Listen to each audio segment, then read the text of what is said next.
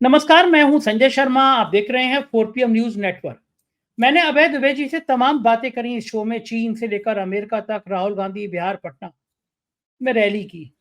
लेकिन मुझे सबसे ज़्यादा मज़ा आया, अभय दुबे जी बहुत दिनों से याद कर रहे थे कि वो गिरिराज सिंह कहाँ हैं? वो याद ही नहीं आते, दिखते ही नहीं है, क्या क्या हो गया उनको? केंद्रीय मंत्री होके गायब हो गए, वरना बड़े बढ़िया-बढ़िया बयान देते रहते थे। लेकिन मुझे बड़ा मज़ा आया, वो गए बिहार में, एक मीट की दुकान पे गए और कहा कि हिंदुओं को झटके वाला मीट खाना चाहिए, हलाल वाला नहीं खाना चाहिए। और सनातन वालों को भी झटका मीट खानी चाहिए। मैं कहा ये नई परिभाषा निकाल रहा है गिरिराज जी। कहाँ तो मीट खाने को लेकर एक समुदाय विशेष पर हमला किया जाता था कि मुसलमान ही खाते हैं, मुसलमान ही खाते हैं। मैंने भाई जी दुबे जी से कहा कि मैं भी ब्राह्मण हूँ, मैं भी खाता हूँ और मैं हलाल का हूँ या झटका हूँ, मुझे इससे कोई सरोकार नहीं होता। फिर बीजेपी के कौन-कौन नेता खाते हैं, बीफ कहाँ-कहाँ खाते हैं, अभय दुबे जी ने तो बिल्कुल धज्जियाँ उड़ा दी। अभय जी ने बताया कि किस तरह मोदी जी की लोकप्रियता रुकी हुई है और राहुल गांधी की लगातार बढ़ रही है, और कहा कि इस देश में कोई योद्धा की तरह लड़ रहा है तो वो है, उसका नाम राहुल गांधी। पटना में क्यों डर गए मोदी सरकार, तमाम बातों पे विस्तार से बातचीत की है। मैं आपको लेके चलता हूँ अभय दुबे जी के पास। आपसे रिक्वेस्ट है कि चैनल को सब्सक्राइब करिए, ज्वाइन करिए। चलते हैं अभय जी के 4 PM न्यूज नेटवर्क में। स्वागत है अभय दुबे जी आपका।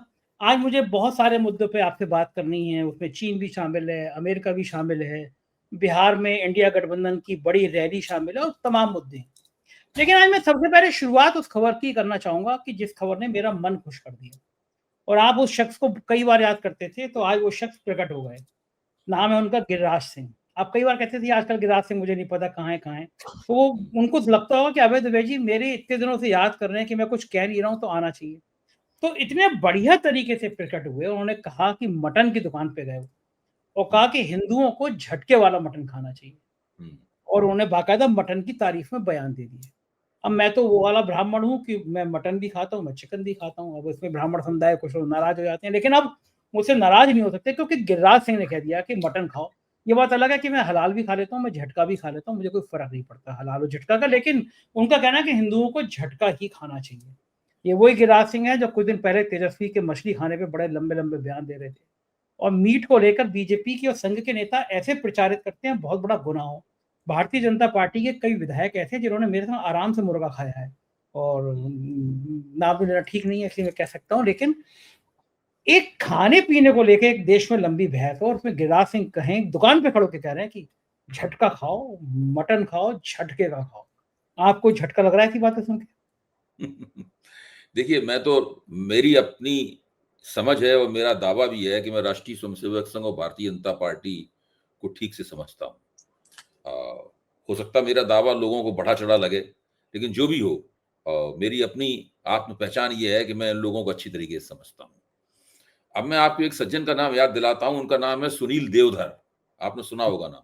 मैं जानता हूँ सुनील उनको, देव मेरी बात होती रहती है उनसे। नहीं, सुनील देवधर की बात कर रहा हूँ मैं। नागपुर हाँ, सुनील देवधर नागपुर साहब जो हैं नहीं, नागपुर नहीं। वाले। नहीं, नहीं, नहीं। सुनील अच्छा, समझ देवधर गया। साहब जो हैं, वो जब हुँ, त्रिपुरा में भारतीय जनता पार्टी पहली बार 2018 में चुनाव जीती थी, हैं? हुँ। तो सुनील देवधर साहब राष्ट्रीय स्वयंसेवक संघ की तरफ से वहाँ पर 5-6 महीने पहले भेजे गए थे, वहाँ पे भाजपा का कामकाज चुनाव को देखने के लिए। हुँ, उन्होंने ही बड़े पैमाने पर दल-बदल कराए थे, खुद उनका बयान था कि मैंने इतने सीपीएम से दल-बदल कराए हैं, इतने कांग्रेस से दल-बदल कराए हैं, क्योंकि त्रिपुरा में भाजपा का कोई वजूद नहीं था। तो सारा का सारी त्रिपुरा भाजपा जो है त्रिपुरा की, वो दल-बदल के आधार पर खड़ी हुई थी।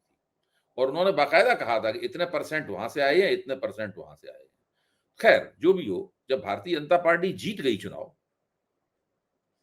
तो वो मैं एबीपी चैनल में था, तो उनको स्क्रीन पर प्रकट किया गया और उनसे पूछा गया कि भाई आपने इतनी ज़बरदस्त उपलब्धि हासिल की है, क्या तरीका था आपका उपलब्धि हासिल करने का बताइए? तो उन्होंने कहा देखिए जब मैं यहाँ आया तो मैंने देखा कि यहाँ पर तो लोग मछली बहुत खाते हैं और इनके साथ में तभी मेरा राबिता बन पाएगा, तभी मैं इनके साथ जुड़ पाऊँगा जब मैं भी मछली खाना शुरू कर दूँ। तो मैंने खूब प्रेम से इन लोगों के साथ बैठ के मछली खाई। मतलब चुनाव जीतने के लिए मछली खाना आवश्यक है, वहाँ त्रिपुरा में। तो आरएसएस का जो बंदा होगा, वो वहाँ पे जाकर मछली खाएगा। क्या एक्सपर्ट आदमी। हाँ, किरण रिजिजू साहब के इलाके में बीफ खाना, गोमांस खाना ज़रूरी है। तो आरएसएस का बंदा वहाँ जाएगा, वो गोमांस खाएगा। बाप रे बाप! बिल्कुल, किरण रिजिजू ने खुद कहा था कि मैं खुद खाता हूं। बाप रे। उन्होंने खुद पब्लिकली कहा था कि मैं खुद खाता हूं। और और उनके यूपी में इलाके में अगर भाजपा उनके इलाके में जाके गोमांस का बिल्कुल विरोध नहीं करती। तो अभी एक वारिस पठान साहब हैं जो कि उनकी पार्टी के ओवैसी जी बात। ओवैसी जी की पार्टी के प्रवक्ता हैं, वकील भी हैं। तो उन्होंने एक बड़ा अच्छा डायलॉग बोला टीवी पे, मैं भी था उस बहस में। उन्होंने कहा कि उत्तर पूर्व में गाय जो है वो यमी है और उत्तर प्रदेश में मम्मी है। वहां पे यम्मी है और उत्तर प्रदेश में मम्मी है। ठीक बात है। कैसे काम चलेगा? देखिए, भारतीय जनता पार्टी और आरएसएस वाले वो काम करते हैं जिससे उनकी राजनीतिक गोटी लाल हो। जब उन्हें लगेगा कि वो किसी बात पर विपक्ष को मांस मछली खाने के लिए आड़े हाथों ले सकते हैं, तो वो कहेंगे भाई सावन में खा लिया, ये कर लिया, वो कर लिया, कनागतों में खा लिया, वगैरह वगैरह, इस प्रकार की बात करने लगेंगे। और जब लगेगा कि इसकी कोई जरूरत नहीं है, तो फिर उन्होंने कहा आपको मुसलमान विरोधी कोई बात करनी है, तो झटका और हलाल वाला सवाल उठा दिया। तो मैं हमेशा कहता हूं कि इन लोगों के साथ में, चूंकि ये लोग सत्ता में हैं, इसलिए इनसे मजबूरन बहस करनी पड़ती है। मतलब हम लोगों को पत्रकार के तौर पर दायित्व हो जाता है, इसको छोड़ के हम भाग नहीं सकते अपनी जिम्मेदारी को छोड़ के, बात वरना तो ये लोग करी। इस काबिल नहीं है जिनसे चर्चा की जाए कोई बैठ के। अच्छा मतलब इन भाई लोगों की निर्लज्जता जो है वो इस सीमा की है कि ये अभी 10 मिनट पहले कही हुई बात को भूल जाते हैं। आप नरेंद्र मोदी के कैरियर को ही देख लीजिए। नरेंद्र मोदी ने कितनी बातें कही और उन सब बातों को वो बड़े आराम से भूल गए। नरेंद्र मोदी की कोई सीमा नहीं है उनके भूल जाने की। आप देखिए, जब राहुल गांधी के बारे में खबर आई कि उन्होंने चीन के राजदूत से मुलाकात कर ली, तो भाजपा वालों ने कितनी उछल कूद मचाई थी, आपको याद है? क्या गजब उछल कूद मचाई थी। टीवी पे प्रोग्राम हुए थे, पता चला था कि सारा डांस एंड ड्रामा इसी के ऊपर होगा। अच्छा, अब वो क्या कर रहे हैं नरेंद्र मोदी? अब उसी बात को लेके भजन कीर्तन हो रहा है मीडिया में। तो ये सब, अच्छा, अब वो ये मानते हैं कि सब लोग बेवकूफ हैं, सबकी याददाश्त कमजोर है, वो याद नहीं कर पाएंगे कि हमने पहले क्या कहा था। कुछ नहीं, जो मन में आया बोलते हैं। 10-15 मिनट में, 10 दिन में अपनी बात से पलट जाते हैं, झूठ पे झूठ बोलते हैं। थल सेना उपाध्यक्ष ने साफ तौर पे कहा था कि पिछले 5 साल से पाकिस्तान को मिलने वाले जितने भी हथियार थे, उनमें से 80% चीनी हथियार थे। दूसरी बात उन्होंने कही थी कि हम केवल एक दुश्मन से नहीं, हम 2 दुश्मनों से लड़ रहे थे वहां पर। एक उसमें पाकिस्तान था और दूसरा चीन था, ये उन्होंने कहा था। और अब देखिए, चीन के साथ में वो कह रहे सीमा पर शांति रहनी चाहिए। ये बात वो भूल गए। कहा था सीमा पर शांति रहनी चाहिए, इस मामले में उन्होंने चीन से समझौता कर लिया। ये बात वो भूल गए कि शांति तो रहनी चाहिए सीमा पे, अच्छी बात है, लेकिन दूसरा आपकी जमीन दबा ले तो उसे जमीन भी वापस लेनी चाहिए। ठीक बात है, सही बात है, या कम कहना से कम चाहिए। उसका आश्वासन लेना चाहिए जमीन, या उसका कोई रोड मैप होना चाहिए जमीन वापस लेने का। हम ये नहीं कह रहे कि आप चीन से ट्रेड डील मत करो, लेकिन कम से कम आप ये तो कहोगे भाई वहां आपने जमीन दबा रखी है, इसको धीरे धीरे करके वापस करने का कोई रोड मैप बताइए। तो ये सब जो पूरा तरीका है राजनीति करने का, कि जब आप चाहें तब आप किसी के गले लगने लगें, जब आप चाहें तो आप उसको अपना दुश्मन घोषित कर दें, जब आप चाहें तो अगर विपक्ष उस व्यक्ति से मिले तो आप कहेंगे ये गद्दार है, ये चीनी है, व्यक्ति चीन का समर्थक है। जब आप चाहें तो ये करने लगें, जब आप चाहें तो आप मछली खाने लगें, जब आप चाहें तो आप मटन, वो झटका मटन के समर्थक बन जाएं, जो मन में आए वो करने लगे आप। तो ये जो पूरा मामला है, अभी देखिए वहां पर ललन सिंह ने क्या कहा था कि हम तो भाई मांस की दावत करते हैं सबको, वो बड़े पैमाने पर बुलाते हैं और मांस की दावत देते हैं। बाल्टियों भर भर के मांस परोसा जा रहा था, सब लोग दबादब भात में मांस मिला के, मटन मिला के खा रहे थे वहां पे, और टीवी में तस्वीरें आई उसमें। तो वो एक गोदी एंकर का कहना यह था कि इससे भाजपा थोड़ी सांसत में पड़ गई है, भाजपा इसका क्या जवाब देगी। ललन सिंह तो जनता दल यूनाइटेड के नेता हैं। तो ना इनको कोई मांस से कोई मतलब है, ना इनको कोई शाकाहारी भोजन से मतलब है, ना इनको अल्कोहल से कोई मतलब है, किसी चीज से इनको कोई मतलब नहीं है। इनका एकमात्र लक्ष्य है कि किसी तरीके से सत्ता प्राप्त हो जाए और उसको हम प्राप्त किए रहें। इसके अलावा कोई लक्ष्य नहीं है इनका। सारी योजनाएं, सारे वक्तव्य, सारी विचारधारा, एकमात्र विचारधारा है सत्ता, उसके तरफ केंद्रित रहती है बस। हाँ, बिल्कुल ठीक बात है। और आज हमने देखा बिहार में जिस तरह रैली को रोकने की कोशिश हुई, राहुल गांधी, तेजस्वी बोल ना पाए इसकी कोशिश हुई। लेकिन आप ये मानेंगे कि अद्भुत काम हो गया बिहार में। सोचा नहीं था इतना बड़ा जन आंदोलन। लोग तो जेपी से तुलना करने लगे कि भई ये जेपी की मूवमेंट की तरह तो मूवमेंट नहीं है कहीं। इस तरह की तुलना होना बड़ी बात है कि इस तरह के लोग तुलना कर रहे हैं। क्या लग रहा है कि आपको ये जो रोकने की कोशिश है, ये दबाने की कोशिश है, कामयाब हो पाई? और बिहार में एफआईआर को लेकर जो संदेशे निकल रहे हैं, उन संदेशों का मतलब क्या है? क्या वो संदेशे दीर्घकालीन होंगे या लोग भूल जाएँगे या फिर पूरे देश में अब इस तरह आंदोलन खड़े होंगे? देखिए, मैं ये मानता हूं कि ये एक ऐसी विपक्षी रणनीति है, दुधारी है। इसकी एक धार जो है वो बिहार से यानी क्षेत्रीय राजनीति से जुड़ी हुई है और उसकी दूसरी धार राष्ट्रीय है। राहुल गांधी ने आज जो वहां पे भाषण दिया उसमें उन्होंने कहा कि हमने अभी एटम बम फोड़ा था, अब हम हाइड्रोजन बम फोड़ेंगे। हुँ, तो उसका क्या मतलब हुआ? मुझे हुँ, जहां तक खबरें मिल रही हैं और आप कांग्रेस नेताओं की ट्वीट वगैरह भी देखें तो उसमें साफ लिखा हुआ है कि हाइड्रोजन बम बराबर हरियाणा। अब हरियाणा के चुनाव में, विधानसभा चुनाव में जो बदमाशी हुई है, जो गड़बड़ी हुई है, उसके आंकड़े वो लोग, राहुल गांधी की जो आंकड़ा वैज्ञानिकों की टीम है वो जमा कर रही है। अब वो उसका पर्दाफाश करेंगे। हुँ, तो अब ये जो फोकस बिहार के ऊपर था, इसलिए ज्यादा तक बिहार में एसआईआर हो रही है और बिहार में चुनाव भी है।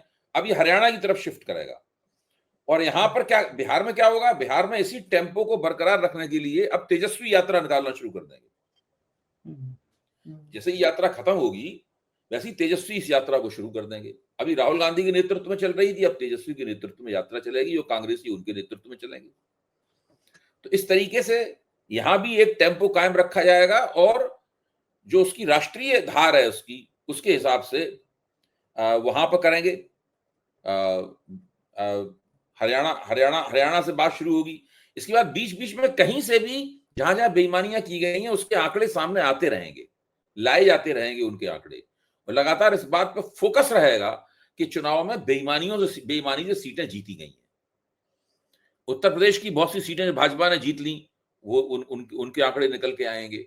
सब जगह के इस तरह के आंकड़े निकल के आएंगे कि भाजपा कहां सीटें उसे नहीं जीतनी चाहिए थी, अगर ईमानदारी चुनाव होता, लेकिन फिर भी जीत ली। इन सब चीजों के आंकड़े निकल के आएंगे 2029 तक या अगले लोकसभा चुनाव तक। अगर वो पहले होता है 2029 से, तो लगातार इस बात की गूंज बनी रहेगी कि चुनाव भाजपा ने बेईमानी से जीता, नरेंद्र मोदी बेईमानी से जीती गई सीटों के आधार पर प्रधानमंत्री बने हैं, इसलिए इनकी प्रधानमंत्री के तौर पर कोई लेजिटमेसी या कोई वैधता नहीं है। एक चीज़ खतरनाक बात तो ये है कि पड़ताल अब बनारस लोकसभा सीट की भी हो रही है। अजय राय पहले ही कह चुके थे कि मैं 7वें राउंड तक जीत रहा था, फिर अचानक चुनाव आयोग की वेबसाइट बंद हुई और फिर मोदी जी चुनाव जिता दिए गए, जीते हुए घोषित कर दिए गए। और बड़े अब तो इस बात की भी चर्चा हो रही है कि बनारस में मोदी हारें इसके लिए बाकायदा प्लान बनाया गया था। एक बड़ी विपदा, शायद अगर चुनाव आयोग उस समय राजीव कुमार नहीं होते, तो शायद बनारस में अजय राय इतिहास बना चुके होते मोदी को हराने का। अब अगर पड़ताल बनारस से भी निकल के भी सामने आ जाती है कि बनारस में भी मोदी की जीत की वजह से बहुत बड़ा अंतर नहीं था। प्रधानमंत्री का उन्माद, बनारस, और इतने जरा से वोटों से जीते, वो भी अजय राय। कांग्रेस तो खुद में नहीं थी। अब तो कांग्रेस ही खुद मानते हैं कि प्रियंका गांधी लड़ गई होती तो 100% कितनी बेईमानी कर लेते तब भी चुनाव नहीं जीत पाते। क्योंकि अजय राय को उम्मीद ही नहीं थी कि वो इतना बढ़िया चुनाव लड़ लेंगे, लेकिन पब्लिक ने साथ में आई। तो आपको क्या लगता है कि अगर अब खुला मामला, और मामला खुलने के बाद पता चला कि बनारस में भी चुनाव आयोग के फर्जी वोटरों ने कारनामा दिखाए थे, तो प्रधानमंत्री जी को क्या लगेगा और पूरे देश को क्या समझ में आएगा? क्या लगता है आपको? नहीं नहीं, ये बनारस के भी आंकड़े सामने आएंगे भाई। जब कर्नाटक के बारे में, महादेवपुरा की सीट के बारे में राहुल गांधी 7 अगस्त को प्रेस कॉन्फ्रेंस कर रहे थे, तो उन्होंने बताया था कि एक वोटर है, इसने कर्नाटक में भी वोट दिया, उसने महाराष्ट्र में भी वोट दिया और उसने बनारस में भी वोट दिया जाकर। एक वोटर ने तीनों जगह वोट दिया जाकर, ये उन्होंने बताया था। प्रधानमंत्री के निर्वाचन क्षेत्र में वोट दिया है उसको। तो उनका उनका जो टेलीस्कोप है उसमें उसमें बनारस भी आ रहा है। जो जो उनकी दूरबीन है राहुल गांधी की, उसमें बनारस भी है। तो बनारस के बारे में भी आंकड़े सामने लाए जाएंगे, हरियाणा के बारे में भी और ये सब धीरे धीरे होगा, एक एक करके होगा, ताकि लगातार लोगों के सामने ये टेम्पो बनता रहे कि भाई देश में चुनाव प्रणाली की जो चुनाव प्रणाली की जो ईमानदारी है, उसकी जो वैधता है वो संदिग्ध हो गई है। ये मेरे ख्याल से विपक्ष की योजना ये है और वो इसी योजना के मुताबिक चल रहे हैं। मेरा कहना यह है कि पिछले 11 साल में विपक्ष ने कभी भी इतनी सुव्यवस्थित, बहुमुखी और प्रभावी मुहिम सरकार के खिलाफ नहीं चलाई जितनी आजकल चला रहा है। तो क्या लगता है अभय जी, ये वोट चोरी का मामला, वोट चोर गद्दी छोड़ी जो नारा है, ये नारा मुझे लगता है कि खुद कांग्रेस ने या एनडीए गठबंधन ने सोचा नहीं होगा कि इस तरह गली गली, मोहल्ले मोहल्ले, शहर शहर पहुंच जाएगा। तो एक इतिहास बनने की तरफ भारत जा रहा है कि देश के प्रधानमंत्री ने, भारतीय जनता पार्टी ने गैर लोकतांत्रिक तरीके से चुनाव मैनिपुलेट किया, चुनाव में वोटरों का इस्तेमाल, गलत वोटरों का इस्तेमाल किया गया, और फिर जब ये अगर नारा गांव गांव तक पहुंच गया, क्या लगता है कि जनता फिर इस जन क्रांति के बाद क्या रिएक्ट करती है और समाज पर और राजनीति पर उसका कितना प्रभाव पड़ता है? देखिए, अभी ये शुरुआती दौर है उसका, मैं ये मानता हूं। मैं ये मानता हूं कि ये मुहिम बहुत प्रभावी मुहिम है और दूर तक जाएगी मुहिम, इसमें भी कोई शक नहीं। लेकिन ये उसका शुरुआती दौर है, अभी ये शुरुआती कदम ले रही है मुहिम। भाई, इस मुहिम के इस नारे के तहत पहली मुहिम 14 दिन ही तो चली है केवल। हाँ। 14 दिन चली है। 14 दिन की मुहिम के बाद देखिए पूरा बिहार आंदोलित हो गया। जैसे जैसे आलोड़ित हो गया, ऐसे पूरे किसी ने वहां पे मथानी चला दी हो, सब चीजें ऊपर नीचे हो गई पूरे बिहार में। तो अभी ये लगातार इस चीज को लगातार आगे बढ़ाया जाएगा और भारतीय जनता पार्टी के गले में ये हड्डी की तरह फंसा हुआ है। अब भाजपा की समझ में नहीं आ रही है क्या किया जाए, इससे कैसे निपटा जाए। किसी मामले में वो रणनीतिक चुप्पी साधे रहते हैं, किसी मामले में कहते हैं उल्टा सीधी बातें करते हैं, किसी मामले में। अब आप सोचिए, बिहार में ये मुहिम चल रही है और बिहार में भूमिहारों के नेता हैं जो, जिनका नाम अभी आपने लिया, मटन वाले नेता जो हैं, तो वो मटन वाला सवाल उठा रहे हैं वहां पे, झटका और हलाल वाला सवाल उठा रहे हैं। इससे आप समझ सकते हैं कि भाजपा की रणनीति कितनी डिरेल हो चुकी है, कितनी पटरी से उतर गई है। नीतीश कुमार इस समय वाले बिल्कुल चुपचाप बैठे हुए हैं, वो तो गायब कुछ ही है बोल इसलिए नहीं रहे सर। नीतीश कुमार। हाँ? हाँ, पता नहीं कैसे खामोश भाई, हो गए उनके वो। प्रदेश में इतनी बड़ी यात्रा हो रही है, सब हो रहा है, आरोप लग रहा है, प्रधानमंत्री के ऊपर खुल के कहा जा रहा है कि वो वोट चोर है? ये सब कहा जा रहा है, लेकिन वो चुपचाप बैठे हुए कुछ भी नहीं कह रहे हैं। चिराग पासवान कुछ भी नहीं कह रहे हैं, कोई कुछ भी नहीं कह रहा है। आपने उपेंद्र कुशवाहा का कोई वक्तव्य सुना है इसके ऊपर? आपने मांझी का कोई वक्तव्य सुना है इसके ऊपर? कोई कुछ भी नहीं बोल रहा। कारण क्या है? बीजेपी वाले भी मटन वटन का सवाल उठा रहे हैं, वो भी इस बारे में कुछ नहीं बोल रहे हैं, क्योंकि ये एक ऐसा मसला है जिसके अंदर सब लोग, जिनको बात पूरी पता नहीं है, वो सभी लोग संदिग्ध हैं कि ये हो क्या रहा है इसमें। ये एक बहुत अजीब, मैं हूं, मतलब मैं दिन रात इन्हीं बातों के बारे में सोचता रहता हूं, लिखता रहता हूं, जानकारियां जमा करता रहता हूं, आप लोगों से चर्चा करता हूं और तरह तरह की बातें बोलता हूं, सब लेख भी लिखता हूं, ये सब है। इसके बावजूद भी अगर मुझसे भी पूछा जाए कि भाई ये सब जो पूरी तिकड़म हो रही है, ये इस तिकड़म का अगर आप एक पूरी बात बता दें शुरू से आखिर तक, तो मुझे तो लगता है कि योगेंद्र यादव को छोड़ के शायद ही कोई व्यक्ति है जो इस बात को बहुत पूरी तरीके से विस्तार के साथ उसको बता पाए, क्योंकि वो दिन रात उसमें लगे हुए हैं। उनकी पूरी टीम है जो सर्वे कर रही है, सरकार के हर दावे की जांच वो करते हैं। चुनाव आयोग कहता है कि इतने फॉर्म आ गए, तो फॉर्म वो जांच करके बताते हैं कि नहीं, इतने नहीं, इतने आए, चुनाव आयोग गलत कह रहा है। तो वो लगातार उसके अंदर लगे हुए हैं। इंडियन एक्सप्रेस में बड़े बड़े लेख लिख रहे हैं, वो हिंदी में लेख लिख रहे हैं, वीडियो जारी कर रहे हैं, भाषण दे रहे हैं, पता नहीं वो सब कुछ कर रहे हैं जो इसके ऊपर। उनका मानना यह है कि अगर इसका विरोध नहीं किया गया तो हिंदुस्तान, भारतीय लोकतंत्र में चुनाव प्रणाली जो है पूरी तरीके से खत्म हो जाएगी और भारतीय लोकतंत्र भी खात्मे की तरफ चला जाएगा। इसलिए इस मुद्दे पर पैर अड़ा के इसका विरोध करना जरूरी है। तो ये बहुत बड़ा मसला है और बहुत पेचीदे तरीके से सारी गड़बड़ियां की जा रही हैं। अब आप सोचिए, मैं आपको एक उदाहरण देता हूं। 65,64,000 वोट उन्होंने काट दिए पहले दौर में। अब बिहार में कितने वोट बचे? 7,24,00,000 वोट बचे। यानी 7,24,00,000 वोट ऐसे हैं जिनके पास वोटर आई कार्ड है और चुनाव आयोग ने उनको कह दिया कि भाई आप ड्राफ्ट सूची में मौजूद हैं, जो कच्ची सूची जारी की गई है आप उसमें मौजूद हैं, 7,24,00,000 वोटर। अच्छा, बिहार की जो वयस्क आबादी है इस वक्त वो 8,18,00,000 है। तो बिहार की जो मतदाता सूची है वो 8,18,00,000 से कम तो नहीं हो सकती है। 1-2% का फर्क हो सकता है, बस, इससे ज्यादा तो नहीं हो सकता है फर्क। लेकिन उसमें 93,00,000 वोटर तो नहीं कम हो सकते हैं उसके अंदर। 8,18,00,000 में से 7,24,00,000 घटाइए तो आपको कितने होते हैं? 94 लाख वोटर, 94 लाख होता है, तो 94 लाख वोटर तो कम नहीं हो सकते उसके अंदर हाँ, से। एकदम नहीं तो हो सकते। इसका क्या मतलब हुआ? इसका मतलब हुआ कि आगे आने वाले बहुत ही कम समय में इस 7 करोड़ 24 लाख में कम से कम 90 लाख वोटर और जोड़े जाएंगे। 90 वही लाख खेल वोटर होगा, और जोड़े जाएंगे। वो वही खेल वोटर होगा। कौन होंगे? मैं कह रहा हूं वो वोटर कौन होंगे, कहां से आएंगे, कहां क्या वो लग रहा कहां वो है, क्या लग रहा है कहाँ उनको से जोड़ आएंगे? अरे वो उनको जोड़ने की प्रक्रिया कहां चल रही है? कुछ पता है उसके बारे में किसी को? हम्म, ये बिल्कुल मामूली आंकड़ा है जो आज मैंने वर्कआउट किया। आप सोचिए ना, हम्म, बिहार में मतदाता बनने की पात्रता 8 करोड़ 18 लाख लोगों की है वोट के तौर पर। हाँ हाँ। और इस वक्त जो जो कच्ची मतदाता सूची प्रकाशित हुई है उसमें 7 करोड़ 24 लाख नाम है, हम्म, यानी 94 लाख वोटर कम हुए। जो मतदाता बनना चाहिए जिनको, उनमें 94 लाख लोग नहीं है। हम्म, अब वो 94 लाख लोग नहीं तो कम से कम 90 लाख लोग तो जोड़े जाएंगे ना उसमें, वोटिंग सूची में। वरना तो ये बहुत बड़ा डिसएनफ्रेंचाइजमेंट हो जाएगा। मतदान की करीब 1 करोड़ लोग मतदान के अधिकार से वंचित होते हुए दिखाई पड़ेंगे।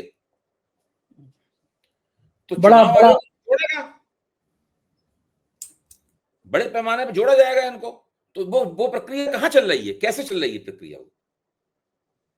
बड़ा बड़ा इस बिहार के चुनाव में एसआईआर के मुद्दे ने भारतीय जनता पार्टी के गले में फांस फंसा दी है। सोचा नहीं था कि नहीं, चुनाव आयोग। मैं वही पूछ रहा हूं। तो ये मसला इसीलिए आप भाजपा वालों से आप पूछिए, वो चुनाव आयोग करेगा। चुनाव आयोग संवैधानिक संस्था है, स्वायत्त संस्था है, वो अपने हिसाब से काम कर रहा है, हमें उस पर पूरा भरोसा है। ये कह के वो कन्नी काट लेते हैं, फिर आपस में बात करते होंगे कि हाँ वास्तव में सही बात है, वो कैसे जोड़ा, कौन जोड़ रहा है उनको?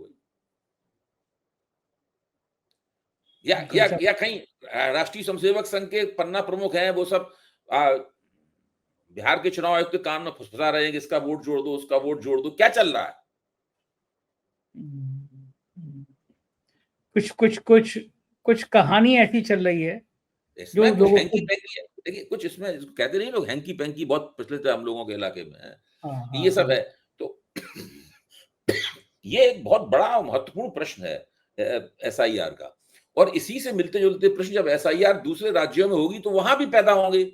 हाँ, हर तो राज्य या में तो होंगे, सरकार बंगाल। बिहार के बाद एसआईआर कराएगी नहीं, देखिए, या तो सरकार बिहार के बाद एसआईआर कराएगी नहीं। और अगर उसने दूसरे प्रांतों में भी इसी तरह एसआईआर कराई, बंगाल में कराई, यूपी में कराई, सब जगह एसआईआर कराई, तो हर जगह इस तरह के सवाल आएंगे। तो उसमें जबरदस्त रूप से उत्पात मचेगा। हाँ, निश्चित होगा। राजनीति कौन आदमी शांत रह सकता है? हर आदमी कहेगा कहेगा। तो ये बहुत बड़े बड़े सवाल हैं। और राहुल गांधी इस पूरे अखाड़े में कूद पड़े हैं। और वो दिन रात लगे हुए हैं। वो आदमी अपनी बाहें अपने समेटे हुए दिन रात जो निरंतर युद्धरत है। अगर इस देश में इस वक्त कोई एक व्यक्ति युद्धरत है, कॉन्स्टेंटली एट वॉर, उसका नाम है राहुल गांधी। और सबसे आगे गजब, खड़ा हुआ है। गजब ऊर्जा है उस सबसे आगे आदमी में। है, सबसे आगे खड़ा हुआ है। कोई उस न आंधी गर्मी पसीना वसीना कुछ भी हो, वो बिल्कुल जमा हुआ है बंदा। अब बताइए 14 दिन की यात्रा में वो आता था, दिल्ली में भाषण देता था, फिर सब दूसरे दिन वहां जाके जम जाता था जाके। ठीक बात है, बिल्कुल सही बात है। तो वो तो दरअसल ये एक जो फ्रंट से लीड करते हैं, वो ऐसे सेनापति की तरह है जो घोड़े पे सवार होकर निरंतर अपनी फौज के आगे तलवार लहराते हुए घोड़ा दौड़ा रहा है। बिल्कुल ठीक बात है। और उसका कोई कोई समझ में भी नहीं आ रहा कि कौन उसको रोक सकता है, कौन नहीं रोक सकता है। लेकिन हाँ, कोई आप देखिए, और राहुल गांधी की इमेज प्रतिक्षण बेहतर हो रही है, बढ़ रही है। लोग राहुल गांधी, देखिए एक ऐसा समय आएगा जबकि भाजपा अफसोस करेगी कि उसने राहुल गांधी को कैसे नेता बनाने में अपना योगदान दिया। एक बात बताइए मुझे कि अभी आज तक ने एक ओपिनियन किया कि अगर अभी चुनाव हो जाए तो उसमें देखा था कि मोदी जी को 65% लोग पसंद करते हैं, राहुल गांधी को सिर्फ 25%। आपको यकीन है इस पे? नहीं नहीं, वो अलग, वो जो ये इस तरह के जो आंकड़े आप उसमें 65% नहीं। अब आप देखिए, फरवरी के महीने में इसी साल मोदी जी की लोकप्रियता 52.2% थी। अगस्त के महीने में भी 52.2% है। जहां थी वहीं रुकी हुई है। और राहुल गांधी की लोकप्रियता मोदी जी से पीछे है, लेकिन लगातार बढ़ रही है। ये सब जो सर्वे कराया था, उस सर्वे के कराने वाले यशवंत देशमुख भी स्वीकार करते हैं इस बात को। ये बात सही है कि मोदी के मुकाबले सभी में लोग, राहुल एक व्यक्ति की लोकप्रियता बढ़ रही है, दूसरे व्यक्ति की लोकप्रियता रुकी हुई है। अच्छा, अब ये निकट भविष्य में पता लग जाएगा कि वो रुका हुआ ग्राफ जो है वो नीचे जाता है कि ऊपर जाता है। बहुत देर तक तो एक जगह रुक नहीं सकता। सही बात है, तस्वीर सामने हो जाएगी। बहुत बहुत शुक्रिया अभय जी, आपने इतनी सारी बातें हमको समझाई। Thank you. ये तो अभय दुबे जी, पूरी बातचीत आपने सुनी, एक एक तर्क आपके मन को छू गया होगा। मुझको यकीन है बातचीत आपको पसंद आई होगी। कमेंट करिएगा, राय बताइएगा, अपने चैनल को प्यार करते रहिएगा। शुक्रिया, थैंक यू।